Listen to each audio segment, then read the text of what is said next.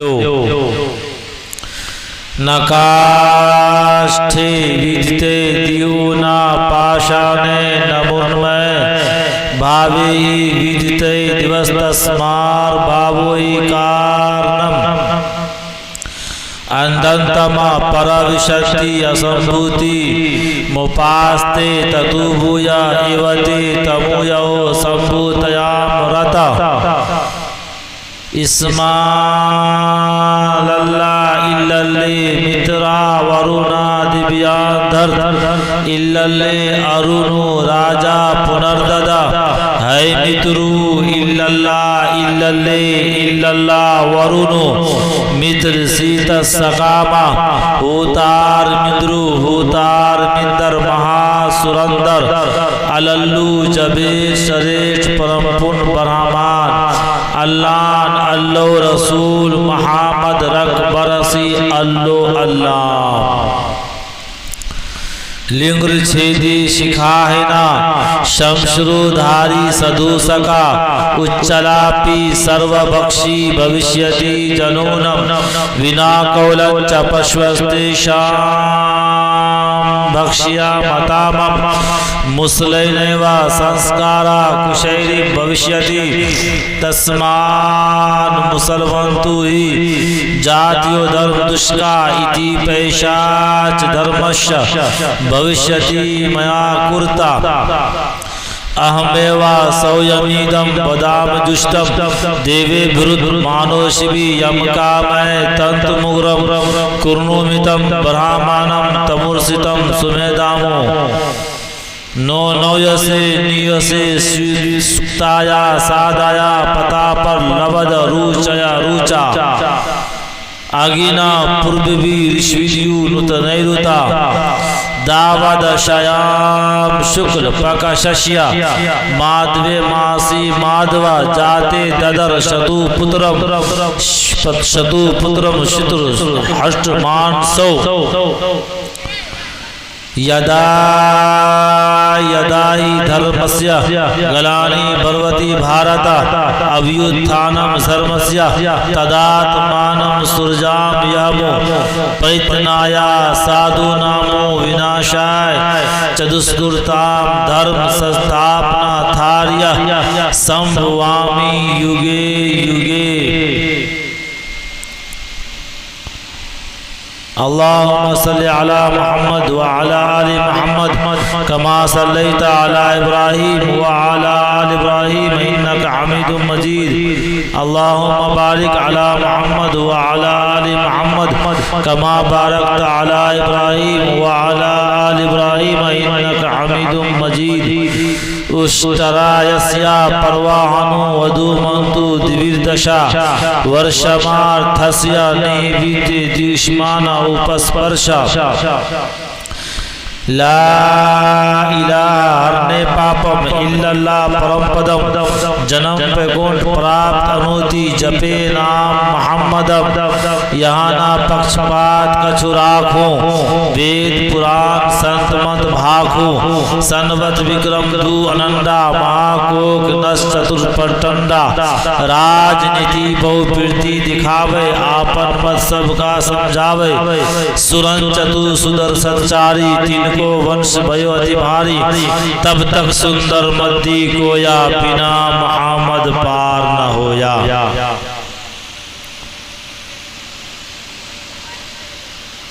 दलीलें काम आएगी न दावा काम आएगा दलीलें काम आएगी न दावा काम आएगा फकत इंसान तेरा किरदार आला काम आएगा। बताऊं मैं तुझे इंसान के क्या क्या काम आएगा बताऊं मैं तुझे इंसान के क्या क्या काम आएगा तेरा हुस्न अमल पाकीज़ा जज्बा काम आएगा तेरा हुस्न अमल पाकीज़ा जज्बा काम आएगा और शराब के हुस्न आरा के अंगूर की बेटी सदा अंगूर की बेटी से रिश्ता जोड़ने वालों, यानी जो शराब पीते हैं उसकी तरफ इशारा है। सदा अंगूर की बेटी से रिश्ता जोड़ने वालों, सुराही काम आएगी न प्याला काम आएगा। सुराही काम आएगी न प्याला काम आएगा। जी रखे हो बजाकर ढोल तुम माहे मुहर्रम में, जी रखे हो बजाकर ढोल तुम माहे मुहर्रम में। ये ढोलक काम आएगी न ताशा काम आएगा। ये ढोलक काम आएगी न ताशा काम आएगा। नमाजें छोड़कर मैदान में क्रिकेट खेलने वालों, नमाजें छोड़कर मैदान में क्रिकेट खेलने वालों, ये बोलिंग काम आएगी न बल्ला काम आएगा। खुदा का खौफ कर जालिम कि खुदा के उस अदालत में, खुदा का खौफ कर जालिम कि खुदा के उस अदालत में न सियासत काम आएगी न गलबा काम आएगा। फरिश्तों की पिटाई जब पड़ेगी कब्र में तुझ पर, फरिश्तों की पिटाई जब पड़ेगी कब्र में तुझ पर, न अब्बा काम आएंगे न रिश्ता काम आएगा। कहिए सुभान अल्लाह। देखिए हम जो आपके सामने बैठे हैं सिर्फ 5 बात कहने के लिए बैठे हैं। क्या बात करने के लिए बैठे हैं? आप लोग ये नहीं सोचिएगा कि हमको नींद आ रही है, कुशेश्वर के मौलाना को बुलाकर बैठा दिया है, पता नहीं कितनी लंबी चौड़ी तकरीर करेगा। सिर्फ 5 बातें अर्ज करूंगा इंशाअल्लाह, उसके बाद दुआ हो जाएगी। क्या हो जाएगी? अरे बोलिए ना भाई, आप लोग गुस्सा में है क्या? अरे जो गुस्सा में वहां उठाइए तो। अच्छा एक आदमी गुस्सा में, बाकी सब सही। अच्छा एक दरखास्त आप लोग से करते हैं, मानिएगा? अरे मानिएगा। जो अल्लाह से मोहब्बत करते वहां उठाइए। तो अल्लाह से मोहब्बत करते हैं तो अल्लाह के मोहब्बत का वास्ता देता हूँ कि थोड़ा सा आगे बढ़ जाइए। जो कुर्सी खाली है उसको पुर कर लीजिए, पीछे से आगे आ जाइए। देखते हैं अल्लाह से मोहब्बत किसको है। बस अब ये मोहब्बत का सबूत पेश हो जाएगा। हमको कहना नहीं है कि किनको मोहब्बत है, नहीं है, देख लीजिएगा। अब देखना यह है कि अल्लाह से कौन मोहब्बत करते हैं। अब अल्लाह से जो मोहब्बत करेंगे इंशाअल्लाह अल्लाह ताला उसके कारोबार में, रोजी रोजगार में तरक्की अता फरमाएगा, हर एतबार से कामयाबी अता फरमाएगा इंशाअल्लाह। चलिए अल्लाह ताला आपके जज्बे को कबूल फरमाए, कहिए आमीन। तो मेरे मोहतरम बुजुर्गों, आप ये नहीं सोचिएगा, आप ये नहीं सोचेंगे कि लंबी चौड़ी तकरीर होगी, बल्कि मैं 5 बातें कहूंगा और दुआ के लिए हाथ उठ जाएगा इंशाअल्लाह। क्या बातें होगी? मैं बोलता भी हूँ और बुलवाता भी हूँ। क्या करता हूँ? अरे बोलिए ने। मैं बोलता भी हूँ और बुलवाता भी हूँ। एक गांव में एक जमात आई। उस गांव में सिर्फ 2 आदमी नमाज पढ़ते थे। कितना नमाज पढ़ते थे? 2 आदमी। तो जमात आई, मस्जिद को साफ सुथरा उन्होंने किया। साफ सुथरा करने के बाद लोगों से पूछने लगे कि भाई यहाँ पर जो नमाजी हैं उससे मिला दीजिए। तो ले गए उनके पास। तो वो नमाजी जो थे उन्होंने कहा भाई हम तो 40 साल से नमाज पढ़ते हैं। क्या साल से पढ़ते हैं? 40 साल से नमाज पढ़ते हैं, आप हमको क्या सिखाइएगा? तो जमात वालों ने कहा कि हम आपको सिखाने के लिए नहीं आए, हम सीखने के लिए आए। क्या कहा? जमात के अमीर साहब बहुत चालाक थे। उन्होंने कहा कि हम सिखाने के लिए नहीं आए हैं, हम सीखने के लिए आए। तो जो नमाजी थे 40 साल से नमाज पढ़ते थे, वो खुश हो गए कि चलिए भाई अब हमको सिखाने का मौका मिला। अब जो है उनको बुलाकर मस्जिद में लाए। अमीर साहब ने उनसे सवाल किया कि भाई गुस्ल में कितने फर्ज है? तो दो आदमी 40 साल से नमाज पढ़ते थे। एक ने कहा कि गुस्ल में 10 फर्ज है। कितने कहा? तो अमीर साहब ने कहा नहीं। तो उन्होंने कहा कि 20 मान लीजिए। बोले नहीं। कहा 30 मान लीजिए। कहा नहीं। तो उन्होंने फिर कहा कि 40 मान लीजिए। कहा नहीं। कहा 40 नहीं मानिएगा तो 50 मान लीजिए। तो फिर भी कहा नहीं। कहा 50 भी नहीं मानिएगा तो 60 मान लीजिए। तो अमीर साहब ने कहा कि नहीं। तो जो उनके साथी थे उनको नहीं रहा गया। उन्होंने कहा अगर भाई 60 भी नहीं मानिएगा तो 70 मान लीजिए। तो उनके बगल में एक लड़का बैठा हुआ था, वो खड़ा हो जाता है, छोटा बच्चा था। उन्होंने कहा कि अमीर साहब आप मुझको इजाजत दीजिए तो मैं बता दूं कि गुस्ल में सिर्फ 3 फर्ज है। कितने फर्ज हैं? एक जगह एक आदमी बताया कि गुस्ल में 3 फर्ज है। तो सवाल करने वालों ने कहा कि कौन कौन फर्ज है? कि कहा क्या? नंबर 1 साबुनदानी, नंबर 2 गर्म पानी ठंडी में और गर्मी में ठंडा पानी, और नंबर 3 पूरे बदन पर पानी। अच्छा ये बताइए कि जलसे में कितने फर्ज हैं? जलसे में भी 3 फर्ज हैं। कितने फर्ज हैं? नंबर 1 के स्टेज उलमाए किराम से भरा हो। जलसे का नंबर 1 फर्ज कि स्टेज उलमाए किराम से भरा हो। नंबर 2 मजमा खचा खच भरा हो। मजमा खचा खच भरा हो। और नंबर 3 के उस जलसे में सादुल्लाह अता के तरह बेहतरीन शायर हो। क्या समझे? ये 3 फर्ज हैं जलसे के। इसी तरह जलसा कराने वाले एक मुकर्रिर को बुलाए कलकत्ता से जहाज का टिकट कटवा के। कौन टिकट कटवा के? जहाज का टिकट कटवा करके उनको बुक करके बुलाए। तो मुकर्रिर साहब आए और आने के बाद खुतबा पढ़े। और पढ़ने के बाद मुकर्रिर साहब ने कहा कि भाई आप लोग समझदार हैं ना? आप लोग समझदार हैं ना? बोलिए ना। तो सब ने कहा कि हाँ हम लोग समझदार हैं। तो मुकर्रिर ने कहा कि जब आप लोग समझदार हैं ही हैं, आप लोग को समझाने की क्या जरूरत है?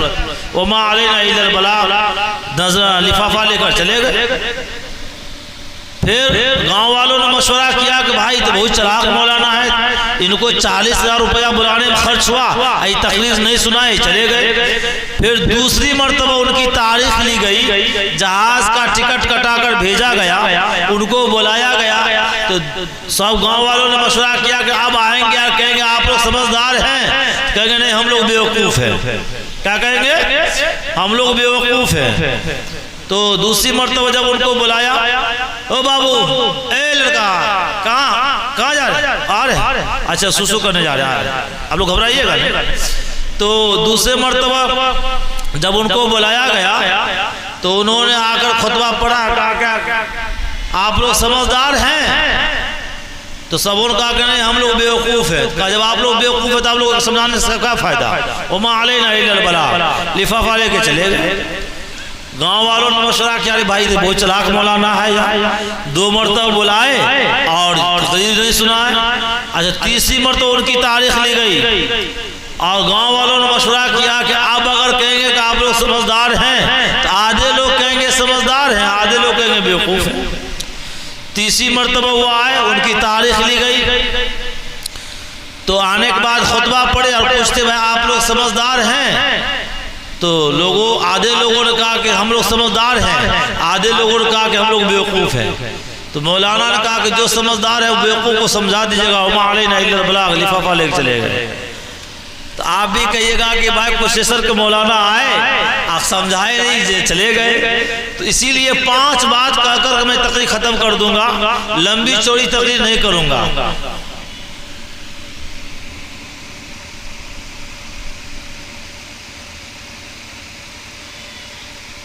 इंशाअल्लाह।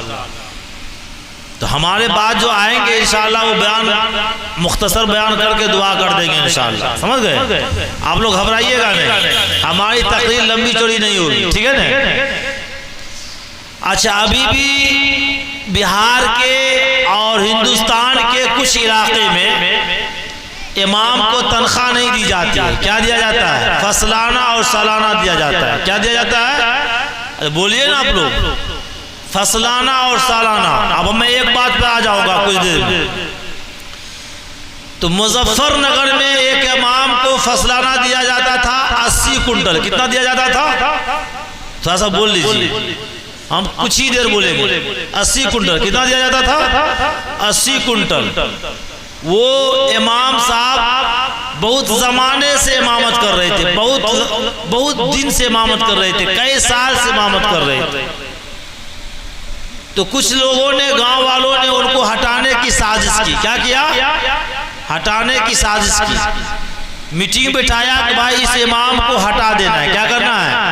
बोलिए ना भाई, हटा देना है। तो उस महफिल में एक इमाम साहब के मुआफिक लोग भी थे, जानने बिल्कुल करीबी लोग। तो उन्होंने कहा कि भाई इतना साल से इमाम साहब इमामत कर रहे हैं, बेचारा दीनदार है, परहेजगार है और ठीक ठाक इमामत कर रहे हैं, मेहनत कर रहे हैं, बच्चे लोग को पढ़ा रहे हैं, इनको काहे हटाइए?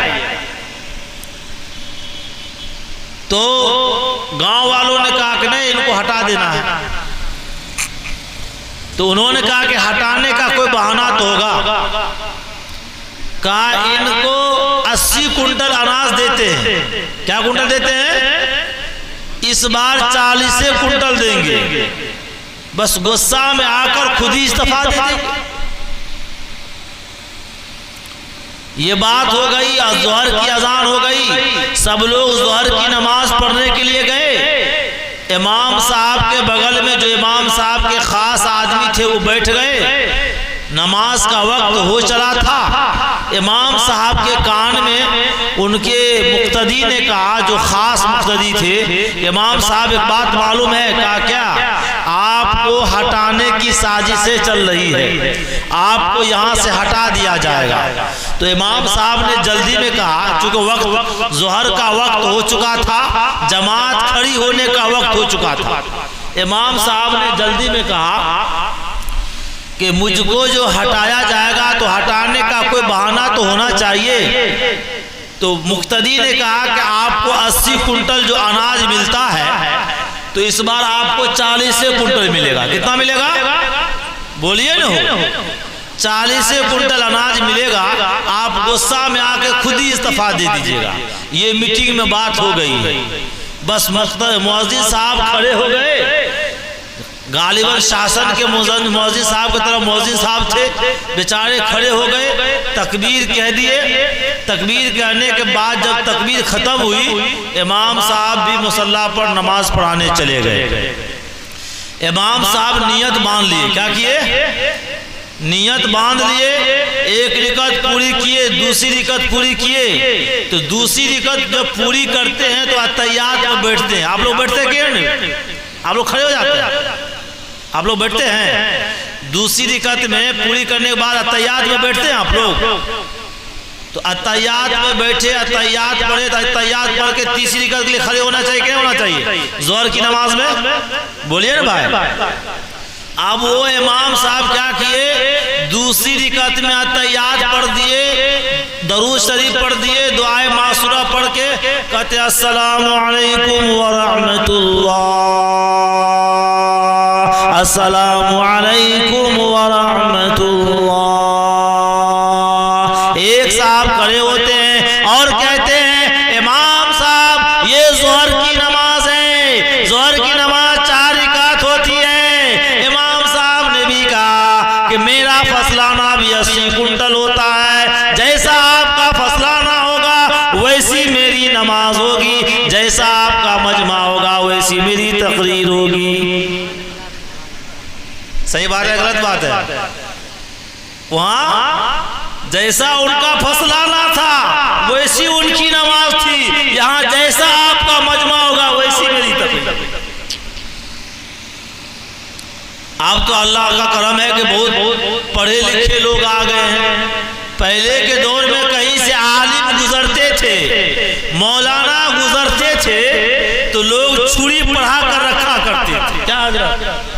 ज़बह करने के लिए आप तो कुर्बान जाइए इन उलमाए किराम को पर, इनके आन बान शान पर कि भीख मांग कर, चंदा मांग कर और मदरसे को जिंदा कर रहे हैं, तालीम जिंदा हो रही है और घर घर में हुफ़ाज़ किराम पैदा हो रहे हैं, उलमाए दीन पैदा हो रहे हैं। कोई ऐसी बस्ती नहीं होगी जहां हुफ़ाज़ किराम ना हो, उलमाए दीन ना हो।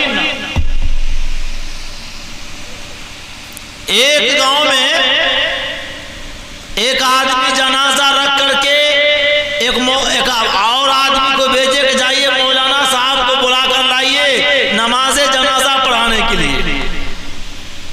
रास्ते से एक मस्तान का गुजर हो रहा था। किसका गुजर हो रहा था? एक मस्तान का गुजर हो रहा था। मस्तान ने देखा, पूछा भाई काहे खड़े हैं आप लोग? तो बोले कि जनाजा रखकर खड़े हैं, मौलाना साहब को बुलाने के लिए गए हैं, मौलाना साहब आएंगे तो नमाज जनाजा पढ़ाएंगे। 3 दिन के बाद फिर वापस जब वो मस्तान लौटते हैं तो वही आदमी वही जनाजा लेकर खड़े हैं इंतजार में। मस्तान ने पूछा कि भाई अभी तक मौलाना आए नहीं? बोले अब आने ही वाले होंगे। पहले तो गाड़ी चलती नहीं थी, है ना? पहले ये ऑटो जीप बस वगैरह चलती नहीं थी, लोग पैदल सफर किया करते थे। सही बात है कि नहीं? बोले अब आने ही वाले होंगे, अब जो है उसके बाद जनाजा होगी। तो मस्तान ने कहा कि भाई मैं जनाजा की नमाज पढ़ाऊंगा, आप लोग पीछे खड़े हो जाइए, मौलाना को बुलाने की जरूरत नहीं है। अब लोग इंतजार करते करते पक गए, लोग पीछे खड़े हो गए। मस्तान ने आगे खड़े होकर नमाज जनाजा शुरू कर दी। क्या कर दी?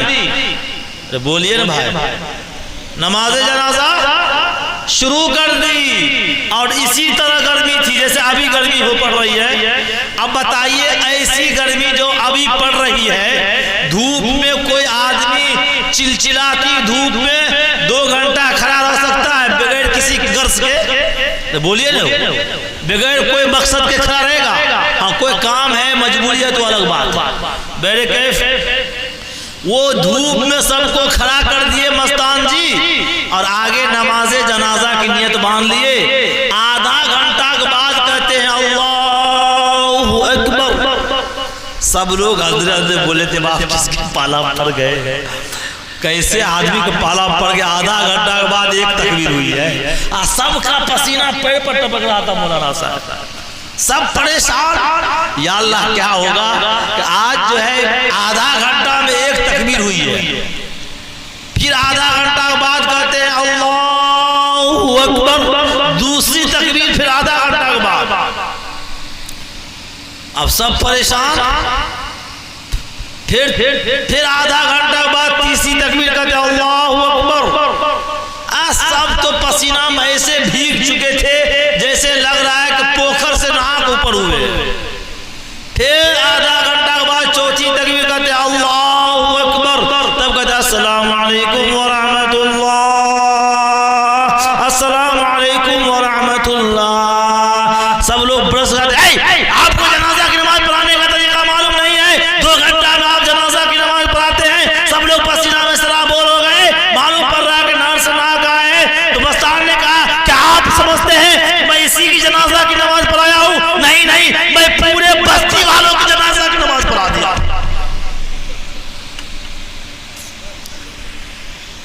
तो पहले का दौर ये था, एक गांव में एक मौलाना साहब गए। मौलाना साहब अपने दोस्त के यहाँ गए, नमाज का वक्त हो गया। ये पहले की बात बता रहा हूँ। तो अपने दोस्त कहते हैं कि यार हाँ यार चलो नमाज पढ़ते हैं। कहा हमको नमाज पढ़ने नहीं आती। कहा हम जैसे जैसे करेंगे वैसे वैसे आपको नमाज वैसे करते हैं। अब वो खड़े हो गए, बगल में अपने दोस्त को खड़े कर लिए। अब इत्तेफाक से उसको एक मच्छर काटा तो खुजलाने लगे। खुजलाते खुजलाते खुजलाते कोहनी उनको लग गई। तो पहले बोले थे कि जैसे जैसे मैं करूंगा वैसे वैसे आपको भी करना। तो उसके दोस्त को समझ में बात आई को लगता है नमाज में कोहनी लगाई जाती है, वो भी हल्का सा लगा लिया। तो इनको बहुत गुस्सा आया कि बेवकूफ, हम तो मच्छर काट रहा था तो हम ऐसे किए तो उसको धोखा से लग गया। ये कहा हमको कोहनी लगा दिया, तो ये कस के लगा दिया। तो उसके समझ में ये आया कि लगता है नमाज में कोहनी कस के लगाई जाती है, वो भी खूब कस के लगाया। इसको खूब गुस्सा आया, ये उठा पटक। तो उसके समझ में ये आया को लगता है नमाज में पटका भी जाता, वो भी उसको उठा कर पटक दिया।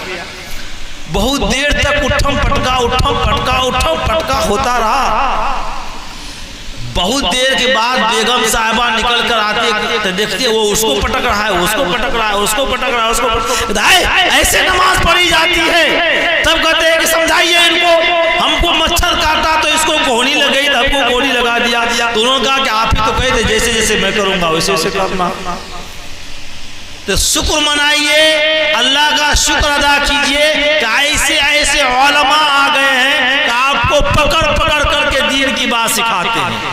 आज इसी जगह अगर मुशायरा हो जाता, अब कोई शायरा को बुला लिया जाता या कव्वाली का प्रोग्राम हो जाता और कव्वाली रख दिया जाता या डीजे बजा दिया जाता, लड़की को नचा दिया जाता, खुदा की कसम कह रहा हूँ बुलाने की जरूरत नहीं पड़ती। यहाँ इतनी भीड़ होती कि सब आँख को चश्मा साफ कर करके देखना चाहते और आदमी को हटा कर आगे बढ़ना।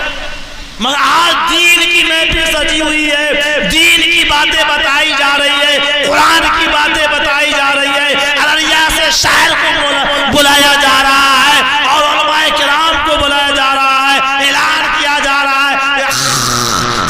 खर्राटे मारते हुए नजर आते, बिस्तर पर खर्राटे मारते हुए नजर आते हैं। कल क़यामत के दिन अल्लाह सवाल करेगा कि फला जगह नायबे रसूल चीख कर आपको बुला रहे थे और आप बिस्तर पर खर्राटे मार रहे थे, तब क्या जवाब देंगे? ढोलक बजा दिया जाए मुहर्रम का डंका, तो जिसके बदन में जान नहीं वो डंडा लेके ऐसे करेगा। तो मेरे मोहतरम बुजुर्गों, सोचने की जरूरत है, गौर करने की जरूरत है। आज मुसलमान कहाँ जा रहे हैं? अच्छा, हम लंबी तकरीर करना छोड़ दिए आप लोग, बस अब मैं आ रहा हूँ, बस कुछ ही देर में मेरी तकरीर खत्म हो जाएगी। उसके बाद एक हजरत आएंगे, चंद मिनट गुफ्तगू करेगा और दुआ हो जाएगी। हम लंबी तकरीर करना कब से छोड़ दिए? एक जगह जलसा हो रहा था, एक मौलाना साहब तकरीर कर रहे थे, तकरीर करते करते उनकी तकरीर लंबी हो गई। क्या हो गई? अरे बोलिए ना, अरे बोलिए ना, उनकी तकरीर लंबी हो गई। आप भी गुस्सा हो गए जा रहे? उनकी तकरीर लंबी हो गई, वो पीछे लाठी लेकर बैठे हुए थे, उनकी लाठी तकरीबन 6 हाथ लंबी थी, इतनी मोटी लाठी थी, अब बिल्कुल सिद्धोल लंबी लाठी थी। वो ठीक सामने से आए, अब वो मौलाना साहब का हाल खराब कि भाई मेरे सामने से आ रहे हैं, कहीं मेरे ऊपर बजारने तो नहीं आ रहे हैं। अब वो गुस्से में लाठी जैसे मुहर्रम का डंडा उठा कर आता है, वो पूरे चाचा सीधे आते हैं, कभी दाएं जाते हैं, कभी बाएं जाते हैं, कभी पीछे जाते हैं, कभी आगे आते हैं और इनका हाल खराब। ये डरते डरते पूछते हैं, चाचा किसको तलाश कर रहे हैं? कहा कि आप डरिए नहीं, आप तकरीर कीजिए, हम तो उसको तलाश कर रहे हैं जो आपको बुला कर लाया। उसी दिन से हमने लंबी तकरीर करना छोड़ दिया और हम कोशिश करते हैं कि तकरीर में ऐसा अल्फाज इस्तेमाल किया जाए कि हमारे छोटे छोटे बाबू जो है उसको भी समझ में आ जाए और हमारे नौजवान भैया जो है उनको भी समझ में आ जाए और बूढ़े चचा जो है उनको भी समझ में आ जाए। वरना एगो मौलाना थे तो वो तकरीर जब करते थे तो आंख बंद कर लेते थे और जब खत्म करते थे तो आंख चालू, आंख खोल लेते थे। एक दिन वो हार्ड उर्दू बोलते थे, बिल्कुल फसी उर्दू। एक दिन इत्तेफाक से ऐसा हुआ, उनका प्रोग्राम देहात के इलाका में हो गया, वो बैठे कुर्सी पर तकरीर करने के लिए तो आंख बंद कर ली और तकरीर शुरू कर दिए। सब लोग उनकी तकरीर सुन के चले गए, इसलिए कि उनकी तकरीर सब लोगों के सर से गुजर रही थी। अब सब लोग चले गए, एक आदमी इस बीच में बैठ कर के आंसू बहा रहे हैं, रो रहे हैं। तो मौलाना साहब जब उमा अलैना इल्लल बरा करने के लिए आँख खोलते हैं तो कहते हैं अल्लाह ताला तेरा बेइंतहा एहसान व करम हुआ कि इस गांव के अंदर, इस बस्ती के अंदर, इस आबादी के अंदर कम से कम एक आदमी तो ऐसा है जो मेरी तकरीर सुन रहा है और समझ रहा है, आंसू बहा रहा है। उन्होंने कहा मौलाना साहब ऐसा नहीं है, बल्कि आप बात दरअसल ये है कि जिस कुर्सी पर बैठकर आप तकरीर कर रहे हैं वो कुर्सी मेरी है। पूरा गांव के लोग, पूरे गांव के लोग चले गए, मैं कुर्सी के इंतजार में बैठकर रो रहा हूँ कि कब कुर्सी छोड़कर आप जाइएगा, अब मैं कुर्सी लेकर घर जाऊंगा। बात समझ रहे हैं? इसीलिए मैं सोचता हूँ कि कुछ ऐसे ही इस अंदाज में ऐसी तकरीर हो, ऐसा अल्फाज हो कि सबके समझ में आ जाए, है कि नहीं? तो मैंने कुरान मुक़द्दस के 30वें पारे की एक सूरत की तिलावत की। अब एक बात कहने जा रहा हूँ, बस 5 बात कहूंगा। शाह फरमाया कुल हुवल्लाहु अहद, ऐ नबी आप ऐलान कर दीजिए, आप कह दीजिए कि अल्लाह एक है। अल्लाह एक है, बोलिए अल्लाह एक है। अल्लाह समद, अल्लाह बेनियाज है। लम यलिद वलम यूलद वलम यकुल लहू कुफुवन अहद, उसका ना कोई बाप है और ना कोई बेटा।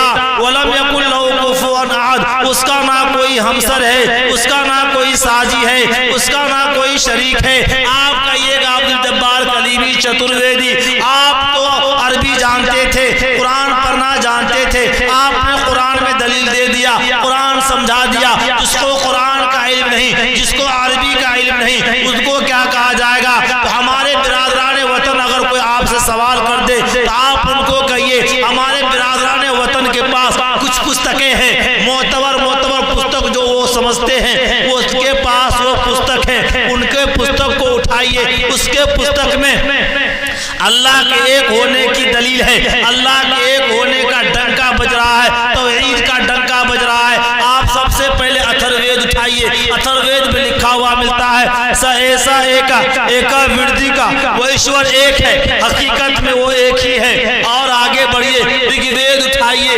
ऋग्वेद में लिखा हुआ मिलता है यह एक इतना मुष्ट हुई, उस एक की प्रशंसा करो, उस ईश्वर की तारीफ करो। और अगले पेज पर, उसी ऋग्वेद के अगले पेज पर जाइए, उसमें लिखा हुआ मिलता है माँ चिदन यज्ञ शमशता, ईश्वर के सिवा किसी की तारीफ मत करो। फिर आप वापस लौटकर अथर्ववेद में आइए, अथर्ववेद में लिखा हुआ मिलता है यह एक इतना मुष्ट ही, उस एक की प्रशंसा करो, उस ईश्वर की तारीफ करो। मेरे मोहतरम बुजुर्गों, और उसी अथर्ववेद के अगले पेज पर जाइए, उसमें लिखा हुआ मिलता है तस्यत भक्ति वांसा सयाम, ईश्वर हम तेरी ही वंदना करते हैं और तुझी से मदद मांगते हैं। मेरे मोहतरम बुजुर्गों, और हमारे बिरादरान वतन के पास और भी पुस्तकें हैं जिसमें तौहीद खुदाबंदी का डंका बजता है। पुस्तक का नाम है श्वेता श्वेतरा उपनिषद, श्वेता श्वेतरा उपनिषद, उसको उठाते हैं, उसमें लिखा हुआ मिलता है न तस्या कस्तित पतिरस्ति लुके न चीशिता निवचा तस्या लिंगरमु सकार नाम करना दीपादिपु नचासिया कस जन्नता नचादिपा, कि कायनात में उस ईश्वर का कोई मालिक है, न उस पर किसी का इख्तियार है, वो मुसब्बबुल असबाब है, वही सबका हाकिम है, उसका कोई बाप है न वो किसी का बाप है। और आगे बढ़ते हैं, हमारे बिरादरान वतन के पास एक किताब है जिसका नाम है भगवत गीता, उसमें लिखा हुआ मिलता है, उसमें तौहीद खुदाबंदी का डंका इस अंदाज से बजता है। उसमें लिखा हुआ है यो मामा जमना दिना चौबे तेलु के महेश वरमु असमुढ़स मृत्यु विश्व सर्व पापिया पर मुचैते, जो मुझको अजली पैदा ना होने वाला कायनात का पालनहार जानता है, वो अक्लमंद है, तमाम गुनाहों से दूर हो जाता है। मेरे मोहतरम बुजुर्गों, भगवत गीता के उसी अगले पेज पर जाते हैं, उसमें लिखा हुआ मिलता है अविक्तम युक्ति मापन्नम मनई नतै मामा बुद्धया परम भावा मजानन तो मामा वही यमन उत्तममु, मैं लाफानी हूँ, मुझे आवाज पा सकते हैं ना नफ्स, मगर नादान लोग मेरी पाक सिफात को ना जानकर मुझे मौत और हयात के के चक्कर में घूमने वाला मामूली इंसान समझते हैं। मेरे मोहतरम बुजुर्गों, आइए फिर लौट कर ऋग्वेद में आते हैं। ऋग्वेद में लिखा हुआ मिलता है, एकम सदीपरा बमुदा वदंते, उस खुदा को ही विद्वानों ने अलग अलग नामों से पुकारा है। This is the God home the scholars have called by different names. और आगे बढ़ते हैं, एक पुस्तक है गुरर पुराण, उसमें लिखा हुआ मिलता है, नकाश विदिते दिउना पाषाणे न मुर्मय भावे विदिते दिवस तस्मार भावोई कारणम। ईश्वर लकड़ी में ना पत्थर में ना ही मिट्टी से बनी हुई मूर्तियों में। वो जिधर ध्यान करोगे वो सोच से बुलंद है, जिधर ध्यान करोगे उधर परमेश्वर पाओगे। मेरे मोहतरम बुजुर्गों, आइए यजुर्वेद को उठाते हैं। यजुर्वेद में तौहीद खुदाबंदी का डंका किस अंदाज से बजता है। अंदंतमा परविशंति असंभूति मुपास्ते ततुभूय एवते तमुयो संभूतयामृता। जो कोई असंभूति जिनका वजूद मिलाना इंसान के लिए नामुमकिन हो, मसलन आग पानी मिट्टी हवा वगैरह की पूजा करते हैं, वो जहन्नम में जाएंगे। और जो कोई संभूति जिनका वजूद मिलाना इंसान के लिए मुमकिन हो, मसलन ये कुर्सी ये मैक और कोई मिट्टी से बनी हुई मूर्ति की पूजा करेगा करते हैं, वो जहन्नम के गहरे गड्ढे में गिराए जाएंगे। मेरे मोहतरम बुजुर्गों, हमारे बिरादरान वतन के पास एक और पुस्तक है जिसका नाम है अल्लो अल्लाह इस्माल अल्लाह इल्लल्ले मित्रा वरुणा दिव्यांदर इल्लल्ले अरुणु राजा पुनर्ददा है मित्रो इल्लल्लाह इल्लल्ले इल्लल्लाह वरुणु मित्र सीता सकामा उतार मिंदर महासुरंदर अलल्लू जबे सरेज परम पुरम बरमान अल्लाह अल्लाह रसूल मोहम्मद रकबरसी अल्लो अल्लाह। देवता का नाम अल्लाह है, वो एक मित्र की तरह मेहरबान पूरे संसार का बादशाह है। दोस्तों, उस अल्लाह को अपना माबूद समझो, वो कृपालु है, वो एक मित्र की तरह तमाम व्यक्तियों के काम को संवारता है। मोहम्मद अरबी सल्लल्लाहु अलैहि वसल्लम अल्लाह के रसूल है। मेरे मोहतरम बुजुर्गों, और आगे बढ़ते हैं, हमारे बिरादरान वतन के पास एक और पुस्तक है, उसमें तौहीद खुदाबंदी का डंका इस अंदाज से बज रहा है, यको जगदीश्वरा यको जगत गुरु यको जगदीश्वरा के रब्बुल आलमीन परमात्मा स्वामी एक है। शाम वेद में तौहीद खुदाबंदी का डंका बज रहा है, तस्वीतुर्वरिनियम भर्गुदेवस्याधीमहि धियो प्रचोदयात्। उस प्राण स्वरूप दुखनाशक सुख स्वरूप से पाप नाशक जो। अब सवाल पैदा होता है और उसका जवाब भी मिलता है। सवाल ये है, कुरान मुक़द्दस के हवाले से, कुरान के इबारत से, कुरान के तर्जमा से ये ऐलान हो रहा है, ऋग्वेद से, अथर्ववेद से, यजुर्वेद से, सामवेद से, गीता से, भगवत गीता से और भी सुविता उपनिषद तमाम पुस्तकों से ये शहादत मिल रही है, ये दलीलें मिल रही है, ये गवाही मिल रही है कि अल्लाह एक है। आइए अब अकल के दायरे में आते हैं। अकल से पूछते हैं, दिमाग से पूछते हैं, ए अकल तुम बताओ अल्लाह एक है या नहीं है। अकल भी कहता है कि अल्लाह एक ही है। अगर अल्लाह दो होते तो एक खुदा क्या कहते, आज बारिश होनी चाहिए, तो दूसरा कहते नहीं आज धूप होना चाहिए। मेरे मोहतरम बुजुर्गों, एक आदमी को एक अल्लाह कहते कि इसको सिर्फ बेटी ही बेटी होनी चाहिए, दूसरे कहते नहीं बेटा ही बेटा होना चाहिए, या नहीं तो बाज हो जाना चाहिए। इससे क्या पता चला कि अल्लाह एक है। अब और आगे बढ़ते हैं मेरे मोहतरम बुजुर्गों, तो बंद कमरा है, बंद कमरा में कोई इंसान नहीं रह सकता, कोई जानदार नहीं रह सकता और कोई इंसान जिंदा नहीं रह सकता। क्यों? इसलिए उसमें ना खाना पहुंच सकता है, ना पानी पहुंच सकता है, और यहाँ तक तो दूर की बात, खाना पानी पहुंचाने के लिए ना कोई खिड़की है, ना कोई दरवाजा है, ना कोई रोशनदान है। मगर कोई पावरफुल आदमी भी, इंसान भी उस बंद कमरा के अंदर किसी को जिंदा नहीं रख सकता। मगर खुदा की जात एक ऐसी जात है, वो चाहे तो बंद कमरा में भी किसी को जिंदा रख सकता है, उनके लिए कोई मुश्किल नहीं है। फिरौन कह रहा था मूसा को पैदा नहीं होने देंगे, अल्लाह की ताकत देखिए, अल्लाह की कुव्वत देखिए और अल्लाह की कारीगरी देखिए। अल्लाह ताला ने मूसा अलैहिस्सलाम को पैदा करके फिरौन के घर में परवरिश करवा के दिखा दिया। और जब नूह अलैहिस्सलाम दीन का पैगाम पेश कर रहे थे, तकरीबन 950 साल दीन की दावत देते रहे। कुछ लोग माने, कुछ लोग मजाक उड़ाते रहे। जब अल्लाह ताला से फरियाद किए, अल्लाह ने कहा कि कश्ती बनाइए। नूह अलैहिस्सलाम ने कश्ती बनाई, लोग उसमें लैट्रिन करने लगे।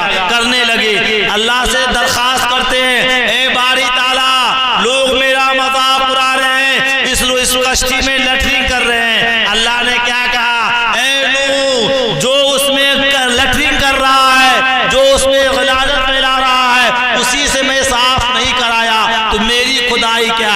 लिहाजा अल्लाह ताला ने उसी में लैट्रिन करने वालों से उस कश्ती को साफ करवाया। मेरे मोहतरम बुजुर्गों, वो अल्लाह जिसको चाहे जो चाहे वो कर सकता है, जिस वक्त चाहे जो चाहे वो कर सकता है। वो कुन फयकून का मालिक है। वही अल्लाह ने मौलाना अब्दुल हफीज साहब को बेहतरीन आलिम दीन बनाकर, कासमी बनाकर और उससे दीन का काम लिया और बेहतरीन एक उस्ताद की शक्ल में बनाया।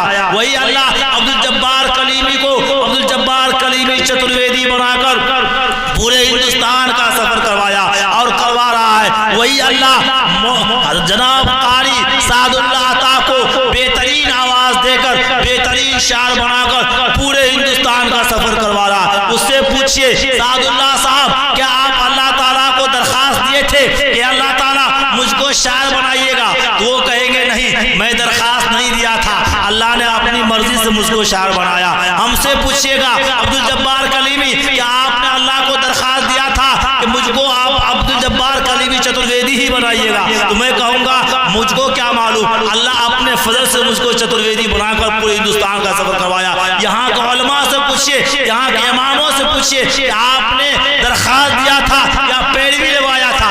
कहेंगे नहीं, अल्लाह ने अपनी मर्जी से मुझको आलिम दीन बनाया, दीन का दाई, कौम का रहबर बनाया। तो मेरे मोहतरम बुजुर्गों, इससे पता चला कि अल्लाह एक है, वो जो चाहे वो कर सकता है। वो बंद कमरा, वो अंडा ले लीजिए, अंडा की एक दीवार गिरती है, उससे मुर्गी का बच्चा निकलता है। अब मुर्गी का बच्चा निकलते ही दाना चुगने लगता है, बिल्ली से भागता है। क्यों? ताकि वो समझता है कि बिल्ली हमारी दुश्मन है और वो अपनी माँ के गोद में पनाह लेता है। और सवाल पैदा होता है, वो अंडा के अंदर गेट रही है जिससे खाना पहुंचाया जाए या पानी पहुंचाया जाए या हवा पहुंचाया जाए, उसके अंदर कोई सुराख नहीं है। अंडा के अंदर कोई सुराख है, कोई खिड़की है, कोई रूम है, कोई दरवाजा है, कोई रोशनदान है? नहीं है। अब सवाल पैदा होता है, उस अंडे के अंदर, उस बंद कमरे के अंदर उस मुर्गी के बच्चा को टांग किसने बनाई, आंख किसने बनाई, कान किसने बनाए, चूंच किसने बनाए, हड्डियां किसने बनाई? बड़ा सवाल होता है, जवाब मिलता है, अरे वो तमाम तैयार करने वाला वो कारीगर है, उसकी कारीगरी है, जो चाहे वो कर सकता है, उसी की कारीगरी है। आज करीबन जलसा के दिल में अल्लाह ने बात डालकर एक बेहतरीन दीन का पैगाम, दीन का प्रोग्राम सजवा दिया। इसीलिए मैं कहता हूँ, वहदत के भरे जाम, वहदत के भरे जाम, वहदत के भरे जाम पिलाता तू है, मेरे बिगड़े हुए काम बनाता तू है, और सुबह अजर है तेरी हमद में मसरूफ एक ज़ौक़ में जनाब दिखाता तू है। अदना है कोई आला अफसी है या गासी, अरे को कुर्बत में बैठाता तू है। तखय्युल से आगे तेरी शान गफ़ारी ला हद्दे करम आप सुनाता तू है। तेरे अमर के एजाज़ से कौनैन की तख़लीक़ फ़यकून अमल रास बताता तू है। अंधेरों में सवेरों को सुलाता तू है, सवेरों को अंधेरों से जगाता तू है। यकता है, यगाना है, तू अहद समझ है, मुश्किल से वो मुश्किल तो बचाता तू है। हर वक्त के फिरौन को तू ही अडबोता, हर वक्त के मूसा को बचाता तू है। बल्कि सैर के कुरान गवाह है, मुर्दों को सरेआम जिलाता तू है। पर मरियम पे जो तोहमत, तिफलान को चूल्हे से बुलाता तू है, पूजाल के हाथों में सदा आड़ के होंगे, पत्थरों से भी कलमा पढ़ाता।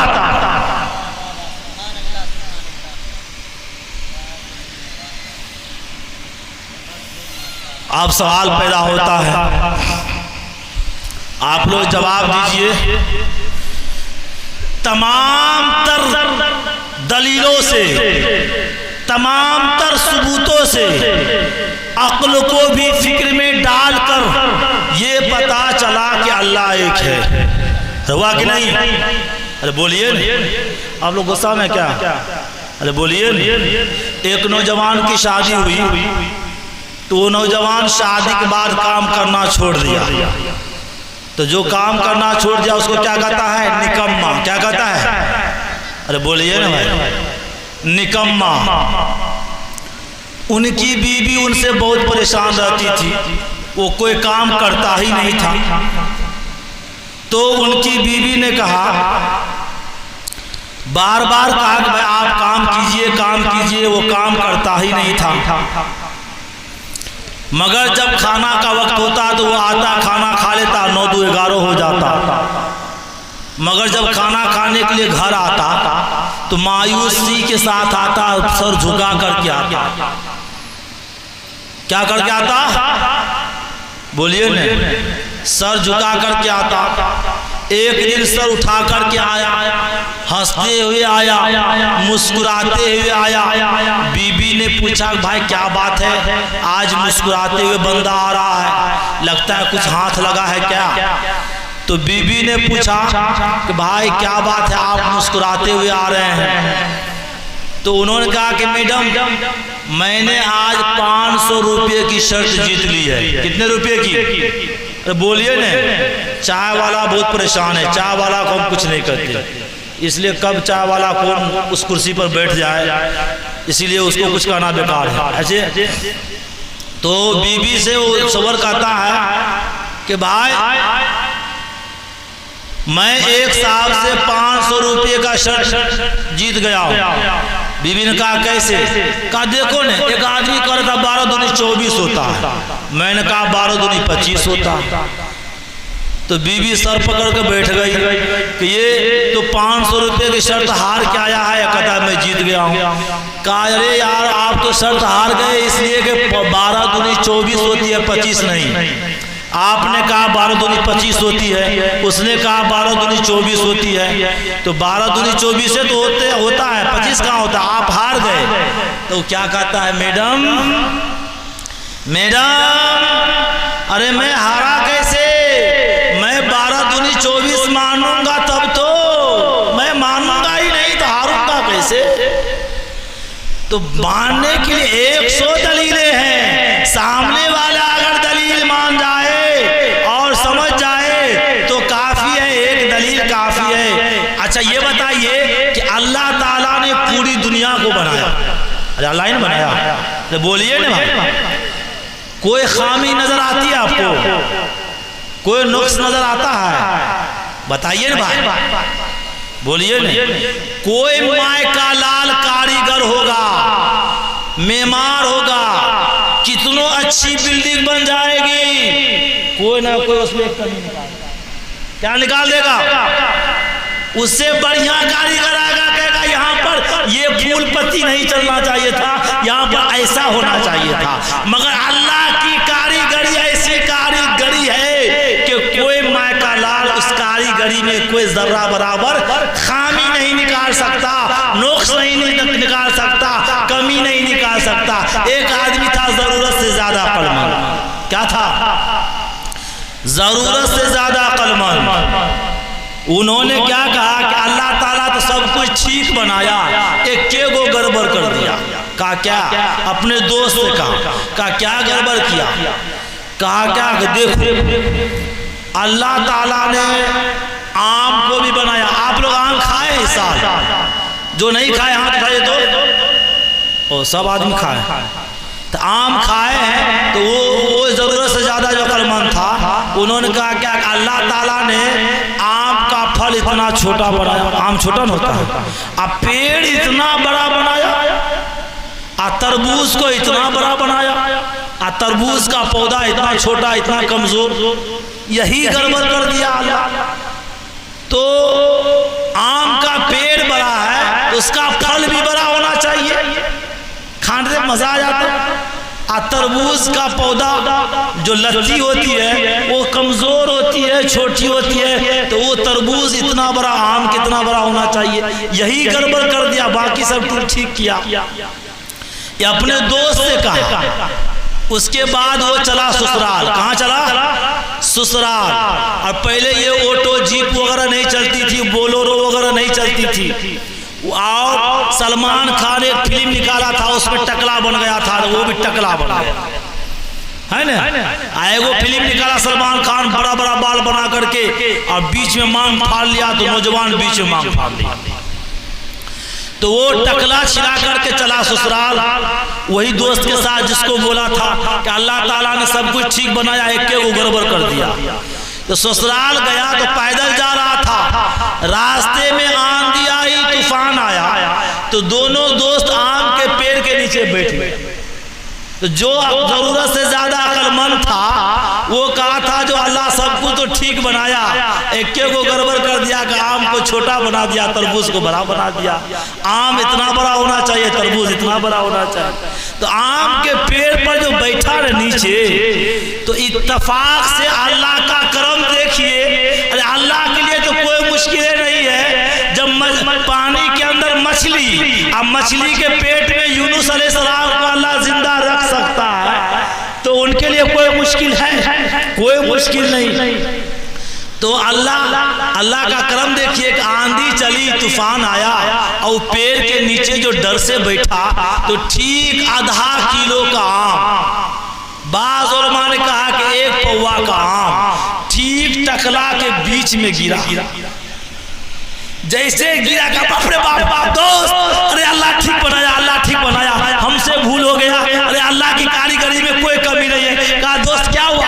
कहा खुदा की कसम, अरे अल्लाह की कारीगरी में कोई कमी नहीं। अरे हुआ क्या बताओ सही? अरे यार तू देखा नहीं, अभी आधा किलो का आम जो मेरे टकला के बीच में गिरा, खुदा की कसम मुझे अस्पताल याद आ गया।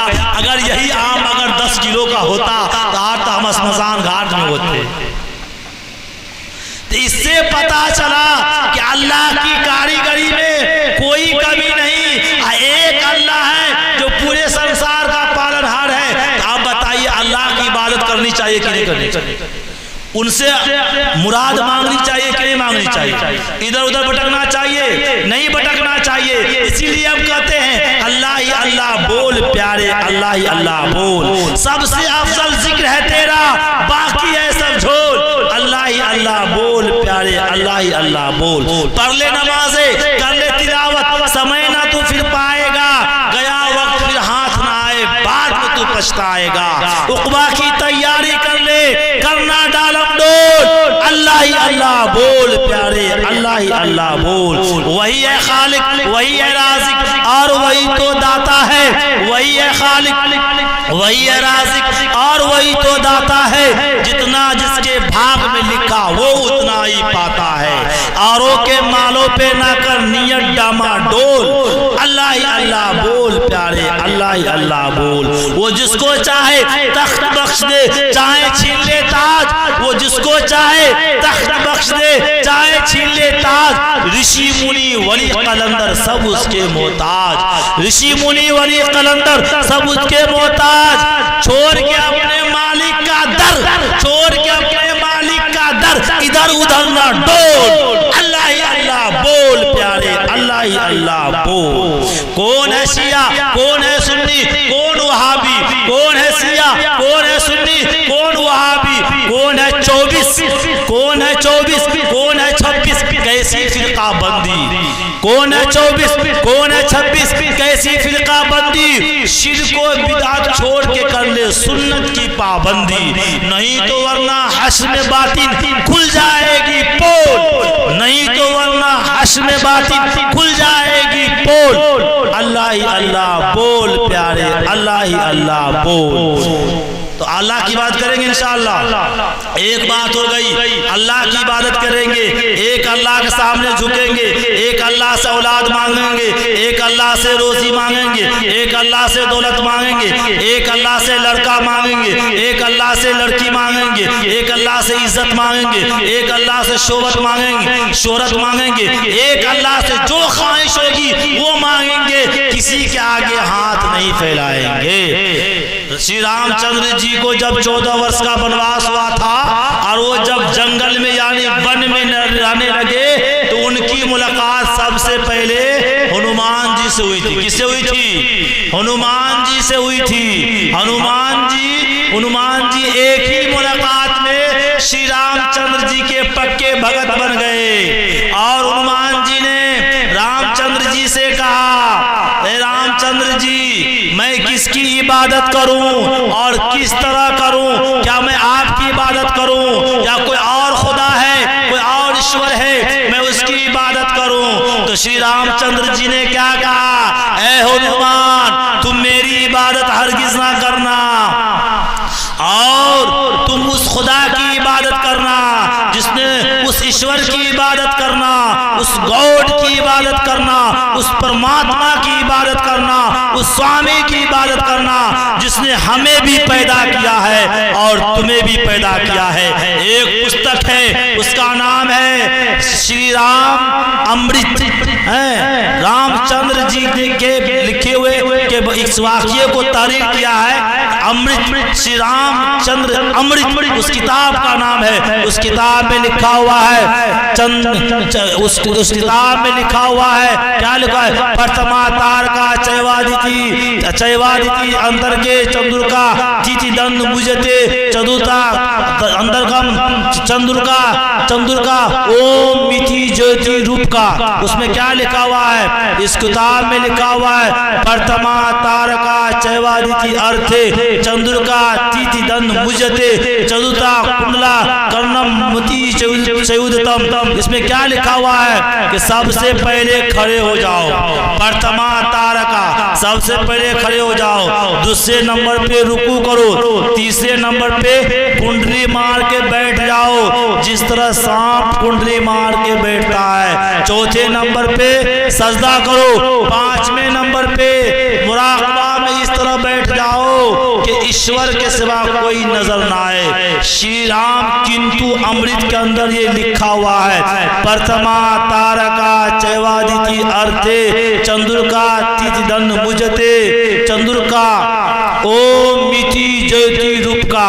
मेरे मोहतरम बुजुर्गों, उस पुस्तक के अंदर भी इंसानों को इबादत करने का तरीका बता दिया, मगर कुर्बान जाइए आज मुसलमान उधर अजान हो रही है, उधर चौक पर गपास्टिंग करते हुए नजर आ रहे हैं, चाय खाना पे गुलछर्रे उड़ाते हुए नजर आ रहे हैं। मैं मुझको कहने दीजिए, आज मस्जिद की तरफ जो उंगलियां उठ रही है और मस्जिद को जो गिराने की साजिशें चल रही है उसमें हमारी भी गलती है कि आज हम मस्जिद को आबाद नहीं कर रहे हैं। आज हम मस्जिद को आबाद करने वाले हो जाए, मस्जिद के अंदर नमाजें अदा करने वाले हो जाए, खुदा की कसम जो मस्जिद की गिराने की बात करता है वो मस्जिद की बनाने की बात करेगा।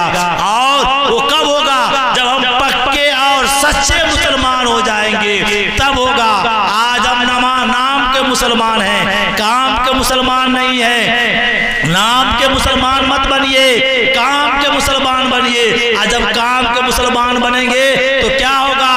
और ये होगा जब कोई मस्जिद की बात करेगा या कोई किसी धर्म स्थल की बात करेगा तब बात ये होगी कि खुदा के नाम पर हम अपनी जान दे देंगे। उसे बहिश्त में मौला मकान देता है और नबी के नाम पर जो अपनी जान देता है। क्या हुआ? एक मुर्गे को एक शेर से दोस्ती हो गई। क्या हो गई? शेर से दोस्ती हो गई। शेर ने मुर्गा को कहा जब कोई खतरा महसूस हो तो तुम अजान देना, मैं आ जाऊंगा। एक दिन क्या हुआ कि मुर्गा जंगल में था और वो रोजी तलाश कर रहा था, उधर से गीदड़ आ गया मुर्गा को नाश्ता बनाने के लिए। तो गीदड़ को आता देखकर मुर्गा पेड़ पर चढ़ गया और कहता अल्लाहू अकबर अल्लाह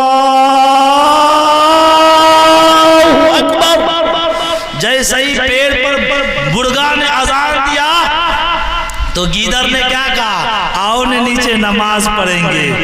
तो उतने में शेर तो मुर्गा ने क्या कहा, रुक जाइए ना, इमाम साहब आने वाले हैं। जब शेर आया तो गीदड़ भागने लगा। तो मुर्गा ने क्या कहा, कहाँ भाग रहा है, इमाम साहब आ गए हैं। तो गीदड़ ने क्या कहा, ये इमाम हमारे फिरके के नहीं है, ये इमाम हमारे फिरके के नहीं है, हमको भागने दो। तो मेरे मोहतरम बुजुर्गों, एक दूसरे मुर्गी ने मुर्गा से कहा, आजकल सुबह उठकर अजान मत दिया करो। क्यों? इसलिए कि अजान के बारे में साजिशें चल रही है, तुम भी कभी लपेटे में आ जाओगे। इसीलिए मैं कहा करता हूँ, अरे उसे बहिश्त में मौला मकान देता है, नबी के नाम पर जो अपनी जान देता है उसे बहिश्त में मौला मकान देता है, नबी के नाम पर जो अपनी जान देता है। कहाँ कहाँ पे लगाएंगे आप पाबंदी? हर एक गांव में मुर्गा अजान देता है, हर एक गांव में मुर्गा अजान देता है। और आगे बढ़िए तो हम ये कहते हैं, खुदा के नाम पर हम अपनी जान दे देंगे, खुदा के नाम पर हम अपनी जान दे देंगे, और खुदा के नाम पर हम अपनी जान दे देंगे। ना बाज आए अगर तुम अपनी बदतमीजी से, तो तुम्हारी छाती पर चढ़कर अजान दे दे।